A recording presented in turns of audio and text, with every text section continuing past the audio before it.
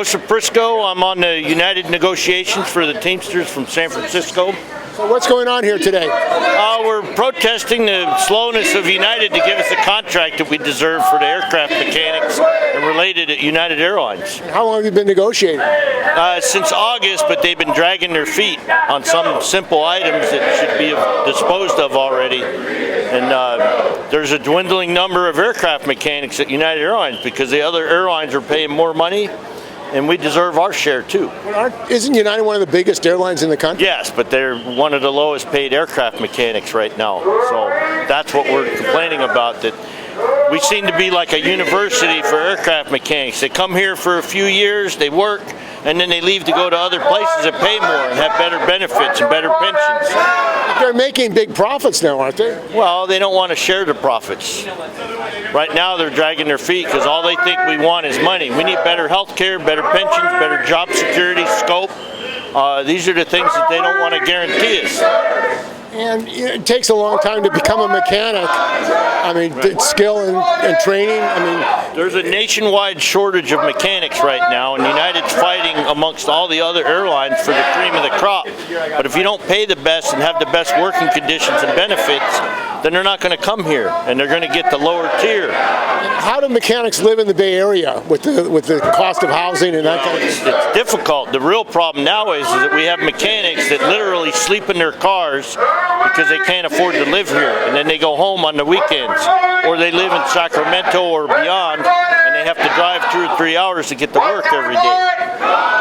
And that's a housing issue is a big issue for working people. Yeah, housing in general. You know, you can't afford to buy a house in the Bay Area. Even on an aircraft mechanic's wages, it needs to be higher, so that they're not distracted from their primary job, which is working on the aircraft. Have you been affected by the Boeing crisis, the Boeing planes? The mechanics, the workers are out there, IAM are out on strike there? The Boeing strike is affecting United in general because aircraft deliveries have slowed down because of it. Right now, we're supporting the strike when we can. You know, we've had some of our members that have gone to the strike line and walked with them individually.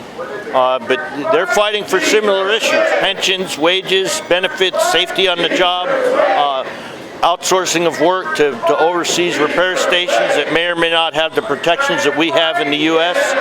If a mechanic in China or South America wants to report a safety issue, he has to worry about his job being in jeopardy. So you're saying they're outsourcing maintenance to other countries where they don't have proper oversight? Yes. There's a claim that there's proper oversight, but it's not true. Just last year, we finally got the ability to make these people get drug tested. But the real issue is they're not subject to the rule of law, whistleblower protections. They don't have them. Imagine you're a mechanic in China and you decide to raise a safety issue. They're going to tell you to hit the bricks.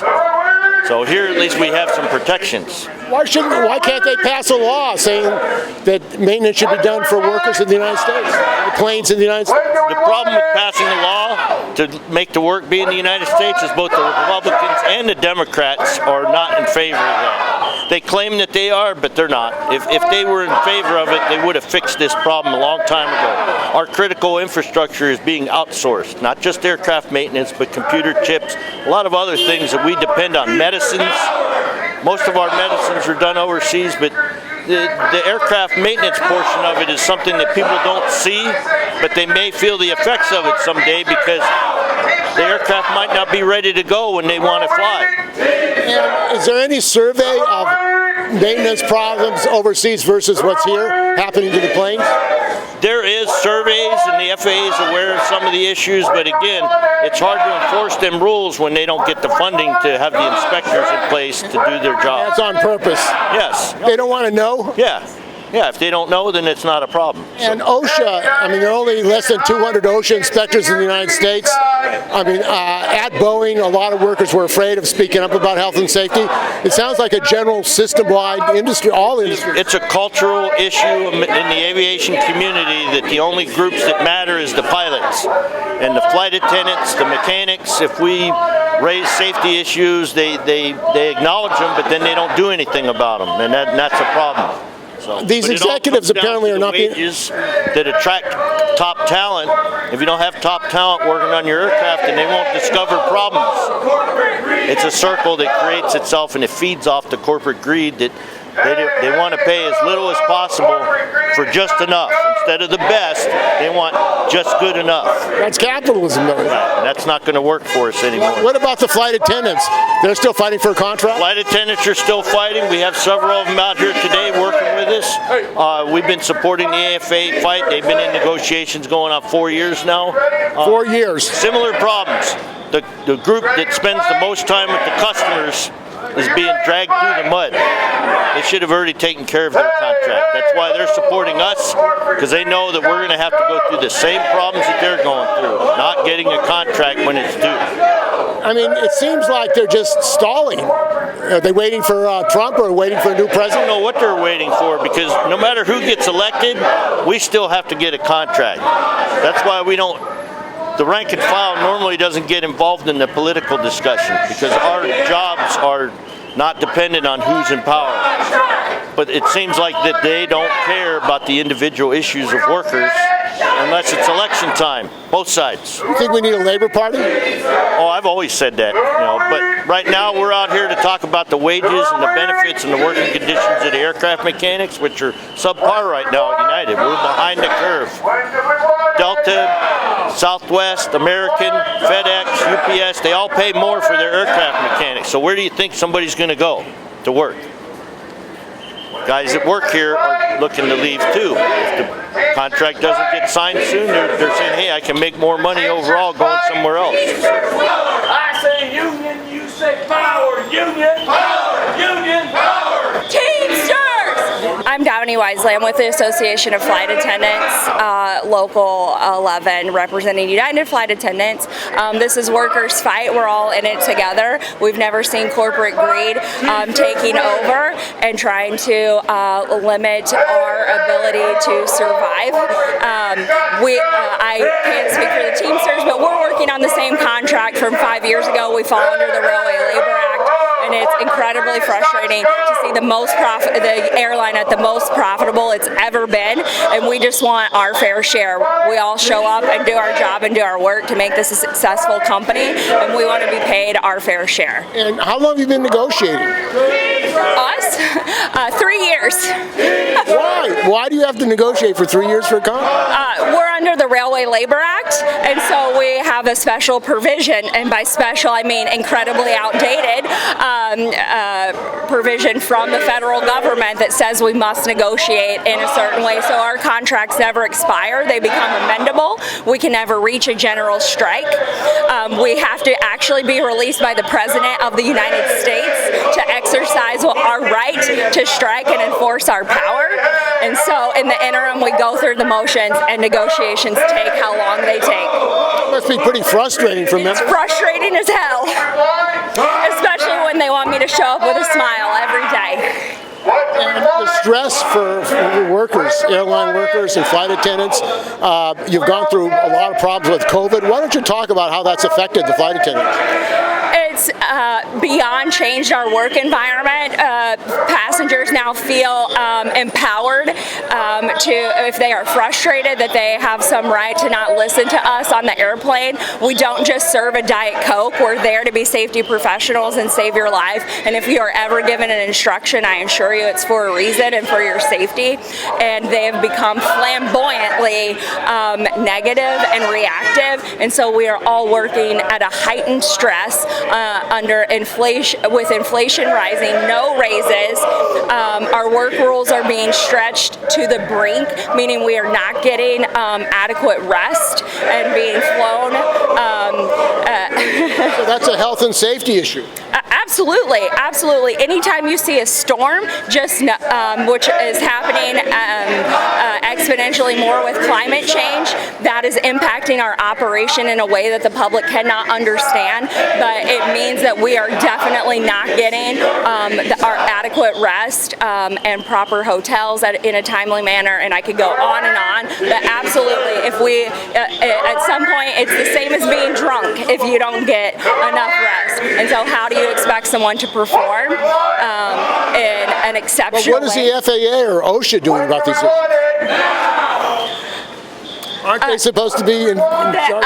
The FAA minimum, maximum duty day is 22 hours. So You can be on duty for 22 hours? according to the FAA for an international pairing, yes. And so that's what they're doing. We're not beating that. We are definitely under that in some ways, but that's obviously not reasonable or acceptable. We're humans, not robots, and we need to be treated as such. And there have been rallies here of all the other airline flight attendants, many of the same issues? Oh, absolutely. We are all the same.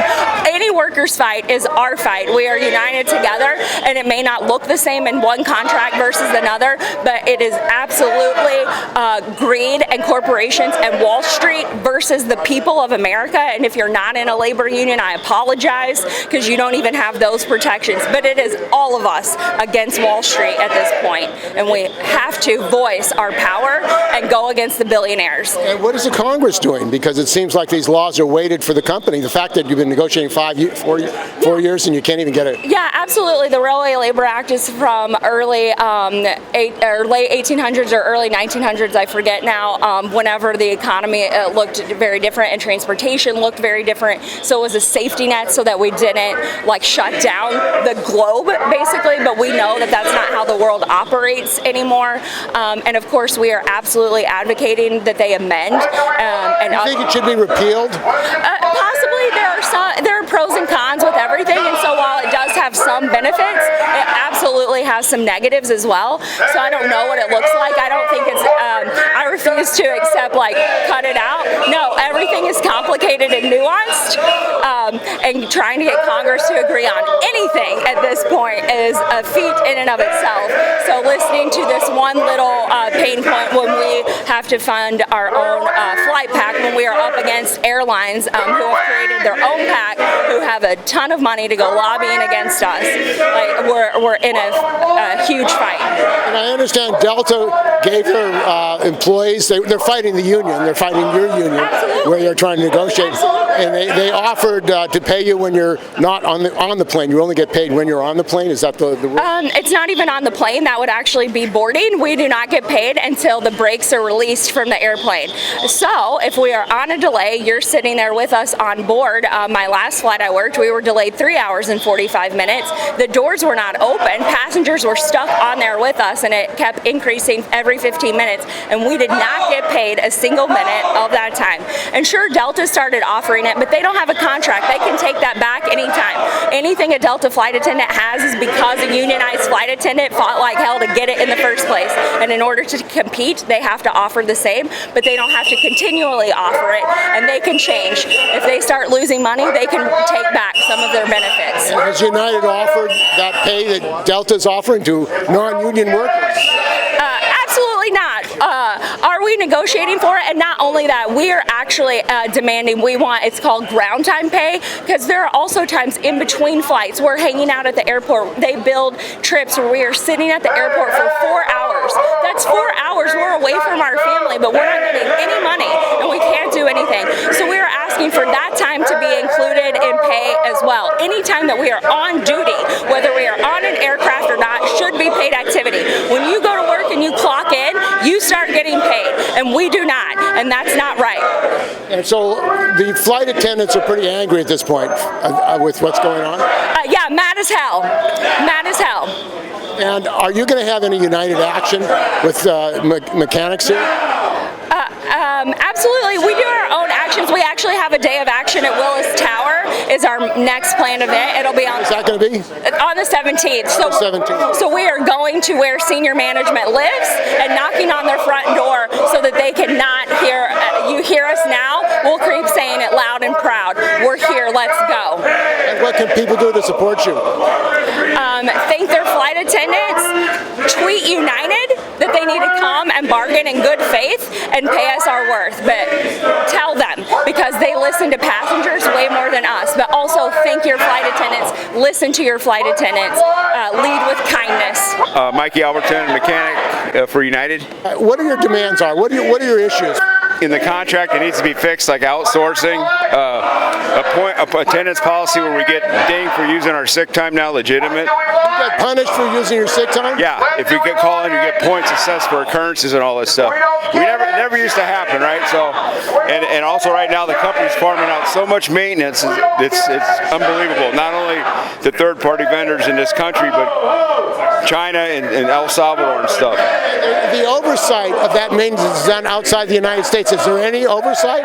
There's supposed to be. There's supposed to be, but who's monitoring that? Is there oversight of maintenance done in this country? Yeah, well, I mean, how much? Like one FAA person? You know, I have no clue. You know that. You know what I've seen, even stuff coming back from the vendors that's messed up, and then we fix it, and we don't. The vendors don't take care of it. We end up paying for it. So, yeah. Are you concerned about what's happening at Boeing, the strike, and their conditions? Hey, when they merged with McDonnell Douglas back in '95, and to make more profits. Yeah, and Boeing used to do everything in house. 56 years ago, they used to engineer and do everything in house, and they started farming stuff out. You know, like the 787 and all that stuff. We got all these different companies making pieces of the airplane. And a lot of us seen this train wreck coming for years. They can only do it for so long, and now look I'm actually think the only reason Boeing hasn't filed for bankruptcy is because they got all these military contracts with their government. So I think that's what's keeping them afloat. And the mechanics, the workers there, face the same condition? Yeah, same thing. You know, Boeing's farming a bunch of stuff out. Years ago, they opened a maintenance facility, I think South Carolina, so it wouldn't be non-union. It'd be non-union and all that stuff. You know, I'm like, all the stuff that over the years the employees made that company successful, along with the state of Washington giving tax breaks so they wouldn't keep all their stuff there. Then they like, oh, we're just going to do it wherever we want to do it. So it's corporate greed. And they wanted to go non-union by going to South Carolina, so the workers wouldn't be able to speak up. Yeah, right. And it's really hard to organize. I used to live in the Deep South when I was younger, and I know for a fact that it's hard to organize a union. I'm just like. But there's a lot of stuff like in our contract that's got to be fixed. I mean, language from 2016, our grievance process. You file a grievance, if don't get resolved locally, it goes to the system board. It takes forever. You know, if somebody gets discharged or out for a long time, it just ain't right. The Railroad Labor Act, what does that mean? I hate that. We got to go through all this process, Section 6 negotiations, and if we get for like ever. And then if we get in a stumble, then we file for mediation, then we're on a mediator schedule, and then if we even get to a part where we get impasse, we got the 30-day cooling off period, and then the president can step in, whoever that might be, and invoke a presidential emergency board. I think we ought to sit on the runway. They're going to throw us all in jail? Sit on the runway, fuck it. That's the way I feel about it. They're going to throw us all in jail. It sounds like it's made for the companies to screw workers over. I always hear about the intent. The intent. What a joke. What a joke. It's just, you know, look at what the flight attendants are going through right now. They've been waiting longer than we have. 4 years? Yeah, 4 years. And that's another thing, going back to the pandemic, all the unions kind of work with the company, especially all the companies coming to the government for money from the CARES Act. And actually, that kept me employed. I got the CARES Act and I got a payroll support program extended. And kept me from getting laid off. The Railroad Labor Act should be repealed. I think it should be repealed. Whoever has the power to do it, and the unions ought to get together. It got to be overhauled and get rid of. This whole thing about it, not interrupting interstate commerce, but but we're going to treat all the workers like dogs. It's bullshit. I mean, look what the port workers did. You know, I'm like, that's great.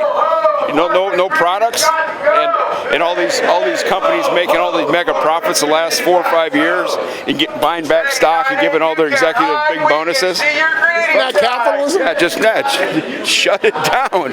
Going back to like 2008, the Occupy rally, shut it all down. Shut it all down. And you got this mind your own business? Yeah, well, that's Walt's running for Kamala's vice president, because right now he had a saying like mind your own damn business about rights and stuff of people, like reproductive rights, and like mind your own business. So and at this election there's a lot. I know organized labor has been getting kicked in the teeth for the last 40 years, starting with Reagan, and the Democrats, Republicans in general. Like we got to this big mess we're all right now. Sometimes they say you're a friend. I look at NAFTA, but Well, NAFTA was supported by Democrats and Republicans. This election is kind of special because there's a lot of stuff at stake here on the table, not just organized labor. There's a lot of stuff, voting rights. I've seen stuff being stripped away from people. You look at the Supreme Court. Look at the Supreme Court we got right now and how corrupt it is. The president could do anything he wants if it call it an official act. Yeah, that's another thing. Now you got the Supreme Court writing language in the Constitution about immunity. I'm like, what the fuck's that all about? Yeah, really? Immunity. I thought America was supposed to live by, be an example for the world to look at for justice, and two systems of justice in this country too, by the way, right? And fair and all, but yeah, you give somebody immunity. I'm like, what the hell's that all about? I don't know. There got to be a lot of changes. You think there needs to be a Labor Party? Oh, going way back, but it's not probably going to happen in my lifetime. If Trump gets in and he tries to crush the unions, there may be a general strike. There's so many strikes going on right now all over the country. And I actually kind of thought there'd be a catalyst back in 2008 coming out of that whole meltdown in the banks and all that, and then people were mad, the Occupy rallies, until, I don't know, it needed direction, but I thought that would have been a good time for somebody to represent labor, but there was really nobody really wanting to step up, even the previous unions, to take charge. And it kind of fizzled out. But there was everybody in this country, working people, were pissed. They're getting kicked out of their houses, but the banks are getting bailed out. I'm like, what? Yeah, so I'm just like that. Yeah, I'm done. I just said the Railway Labor Act got to be overhauled or thrown out, and a Labor Party I'm a big advocate of, but I don't think it's going to happen in my lifetime.